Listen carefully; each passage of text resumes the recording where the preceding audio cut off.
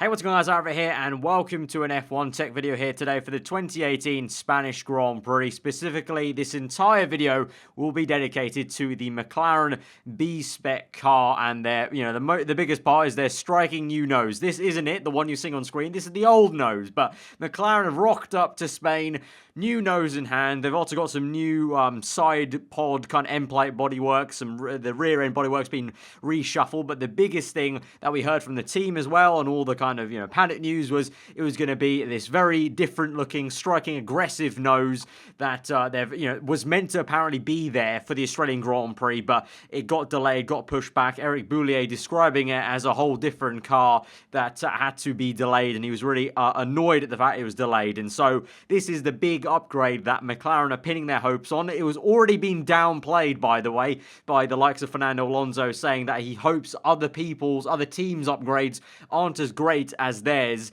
if they really want to make a step up, which is kind of funny in a way, and something that I kind of already called upon is time and time again, a lot of teams, we see it every year, they promise a lot at Barcelona, and sometimes it's just not enough. Who knows if this will be enough? We'll find out on Friday, and more specifically on Saturday in qualifying, when the one-lap pace is seen. Something that McLaren really lack is the one-lap pace versus their race pace, so that will be another question to see if this nose will answer it. But yeah, let's stop looking at the old nose and let's switch it over to the new one. Right, here we have it then. Essentially, the front end of the McLaren B-Spec, the entire new nose cone and nose architecture, from pretty much the bottom all the way to the top. You can see so many things going on, and so we're going to break it up into little chunks, but you can clearly see why maybe it was delayed a little bit. That's a very intricate looking nose that is not the easiest engineering feat to kind of get through, because straight away when I saw it for the first time, within the first 5 seconds, it was almost like it's kind of a merge between a Red Bull nose, a Force India / Sauber nose. They've got like Mercedes / Williams, little kind of bits and bobs in there, and they kind of own unique take on it, and certainly is very striking.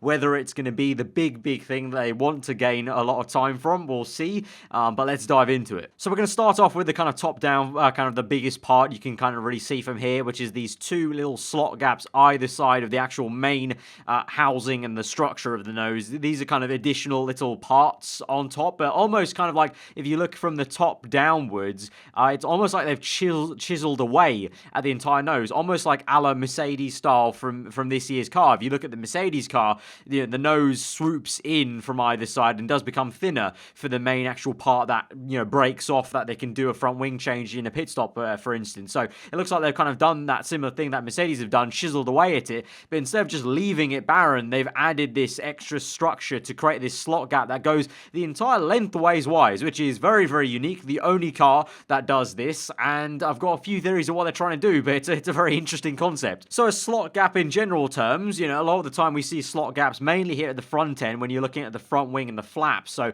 the different slot gaps in between the flaps are usually there to accelerate air, and that acceleration is going to encourage the air to mix a lot better as it goes downstream of the car, because it's going faster, and as it accelerates through, it can either one, get mixed up a lot better with any other turbulent air around it, or it can also stick a lot easier to the underside of the flaps as it goes downstream, and getting it stuck to the underside is a lot better because it means the channeling it can actually do as it juts down towards the rest of the car is a lot more effective and efficient. And so here with this slot gap, this entire lengthwise, any air that's going from either this height of the nose, as it were, or this height of the nose, will get accelerated through this slot gap, and you can clearly see actually through the slot, what's there is you've got this one little cape, you've got this turning vane here, and then you've got a little bit of the start, maybe the under tray there. So any air that's going through here will be accelerated, and so I think they're just going for efficiency, really, of instead of just letting the air freely just go through. Imagine if this slot wasn't here. It would maybe hit the nose a little bit on the side here, become a little bit turbulent, be spewed off a little bit, not very neat. Whereas this way, they're getting some actual control here. They're getting a slot of accelerated air that's just being blown straight through to where they positioned it, instead of that turbulent air that would usually be there. Speaking about that cape, let's go to it. So you can't see it very well from this angle, but you get a little inkling of it. But let's move to a different angle where you can get a much better view of what the cape looks like on the McLaren. So here on the side angle, you can get a much better view of actually generally the entire shape of the side structure, because from the front it looks interesting. From the side as well, they've got very different chiseled kind of bulges also coming out of the nose. This is the little slot. You can see what I mean by it's like they've added on because it doesn't fully kind of morph into the body. So it's as if they kind of chiseled it off like the Mercedes style and then kind of thought, let's add that in on top of like a kind of a little piece they've stuck on. But anyway, let's get to this cape shape, which is very reminiscent of the Williams and Mercedes. Now, obviously, Mercedes are the ones that pioneered that kind of cape that comes from the very front of the nose and kind of droops through and essentially kind of scoops air from the front of the nose and guides it a lot more directly to these turning vanes, to the underside, to the under tray of the car, or towards the barge boards.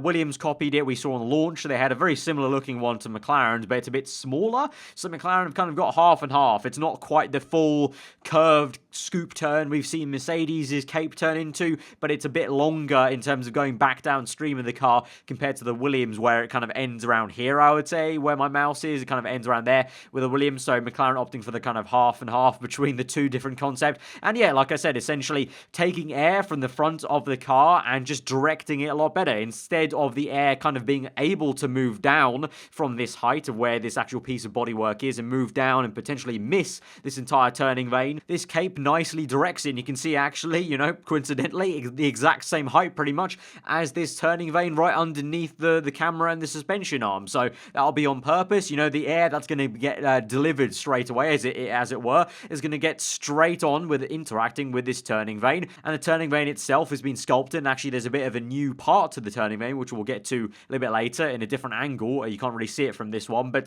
the new turning vane they've got as well will be sculpted in a way where they're going to be shooting air either to the under tray of the car to move to the floor, and eventually all the way to the back of the car via the floor channels, or towards the bargeboard areas, either towards the inlet or more so the actual bargeboard structures, and that will eventually be shifted round to the side end plates and then downward stream of the car. So this is all about using this air that normally might go to waste. I mean, yes, it would be useful still if air is passing through, and as it has been for the first 4 Grand Prix from Australia to Azerbaijan, any air that came through was going to hit the turning vane. But in this way, they're kind of guaranteeing more air to get delivered directly to the turning vane in this way, rather than kind of some air being spewed off in the middle, being a bit more turbulent in this area of the car. And naturally, even actually, with the front wings, the front wings since 2017, the widest span, just the more aggressive looking front wings from 2017 to 2018, they naturally create a vortex in this inner part of the car. And so that vortex will also get manipulated and be aided by this just being there, because it means there's less air from the underside of this cape air there to be mixed with the vortex that's being created from the front wing. So you're also kind of getting that separation of different channels of air and creating different efficiencies to different parts of different vortexes and different kind of flows that are being pushed around here. Speaking of that turning vane, here it is, a bit of a new sculpture, which is this part specifically, so you can see it kind of curves over. So here is the edge of the cape then. So imagine literally it's lined up perfectly. Air coming through is being carried through from the front of the nose, is then going to get chucked right into this turning vane, either going to go through these slot gaps, which will be to help air go to directly to the underside of the car where the under tray is, and that will also get feeded through and get feeded through to the floor, or it hits this part of the turning vane, which now with this additional part that curves over, imagine it almost like a hand reaching over, and so it's stopping air from going upwards and traveling upwards and keeping it nice and compact, and really shoots it to directly where they want, which is going to be around the bargeboard areas. So to recap, it's gone from the front to the cape to the turning vane to the bargeboard, and the bargeboard will eventually push that air around to the end plate of the side pods and eventually to the back end of the car. But it's all working in one kind of tandem, and so this will be a reason why McLaren couldn't update this and couldn't bring it to Australia. You know, they didn't have this turning vane ready.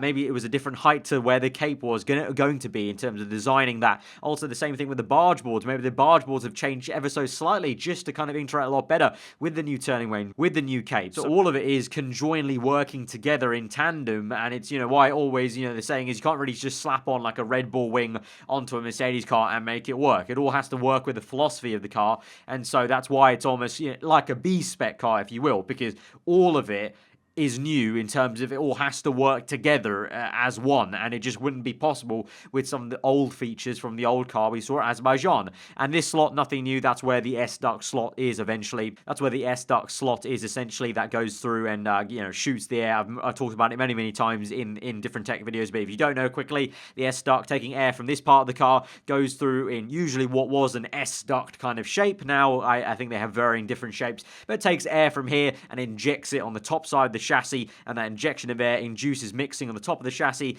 and helps out smoothing out flow to that end, which is very important these days, with the halo also being there as a big kind of Goliath bluff body that's just going to make all the air turbulent. So that's the S-duct. That's been there from the start, but obviously now part of the newer housing, if you will, of the nose cone. Right, we're looking at the side angle now of the nose, just to show off the details a little bit better. Unfortunately, with the McLaren being papaya orange and one solid color, the lighting really does affect how you can perceive the shapes of the wing. So you can see it a little bit better. The actual bumper I was talking about, that's going to stop air maybe curling round, and then it flattens out to the actual cape. And then here you can see, I don't know if it's the lighting, I'm pretty sure there is a little bit of a slot here. So that will be partly from the front of the car. So any air that goes through the nostrils of the McLaren now will go through and get accelerated faster into the side and then into the cape. So not only will they be getting any air that's on this top face that will be kind of falling down and getting scooped through by the actual cape itself, but also any air that goes through the slots will get accelerated through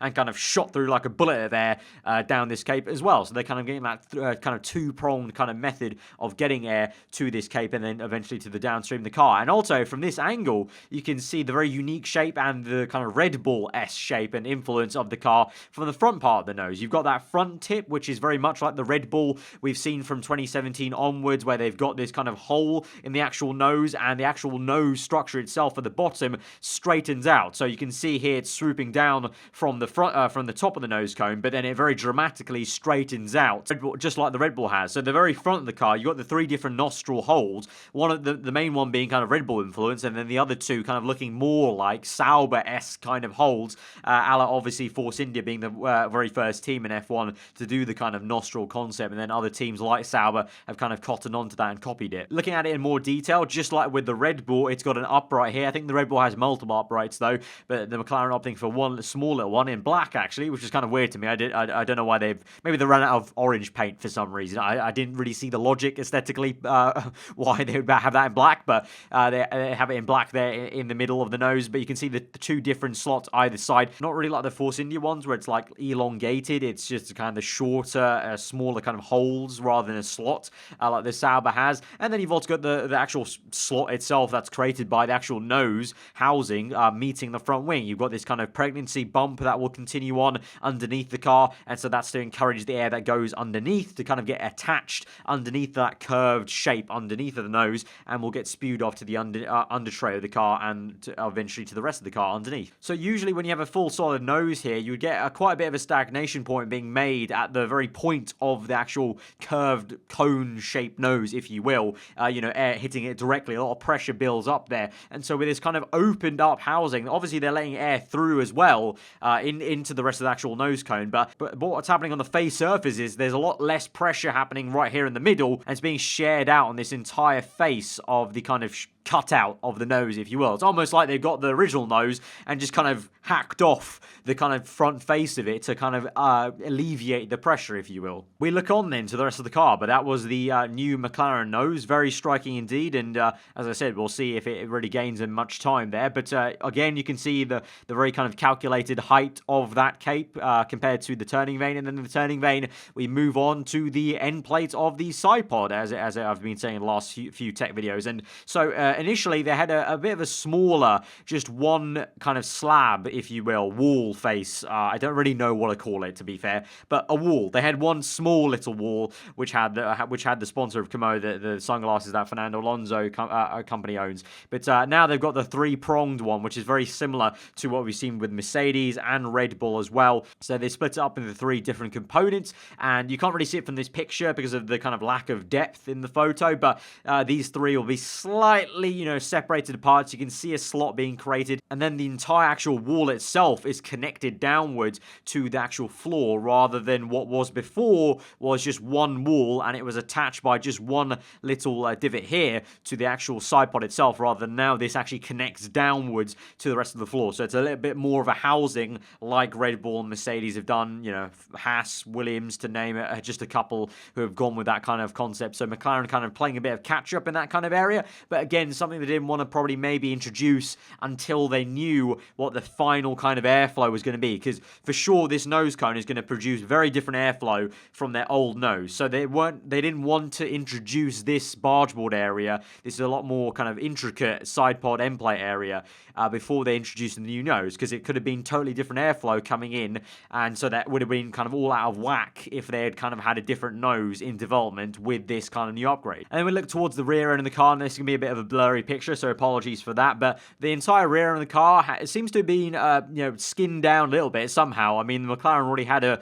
size 0 package, but it looks like from the bottom end where the Coke bottle shape is, they've tightened that up just a tad, but the main tightening up is really at the top end over the kind of engine cover. And remember, McLaren had engine heating issues, or exhaust heating issues rather. Remember, they set on fire during pre-season testing, and they had to rectify that quite quickly with cooling slots. And they've talked about, obviously they were prepared for this car to be to have a Honda engine in the back of it, and quite quickly they had to reshuffle it and make the Renault engine fit. And so now, once again, this is why this is like a B-Spec car, because now it looks like this is the bodywork they did kind of want with the Renault engine, but again, just time wasn't on their side and they couldn't kind of deploy it in time for the first 4 rounds. A bit more of a high-res view, and so straight away it may not seem obvious, but if you compare it to previous photos from Australia and just previous Grand Prix, you can see this kind of middle part of the engine cover, and around the bulge here where the kind of crash structure and the halo is connecting towards, this middle part seems to have been suckered down a little bit more and hugging almost like a vacuum seal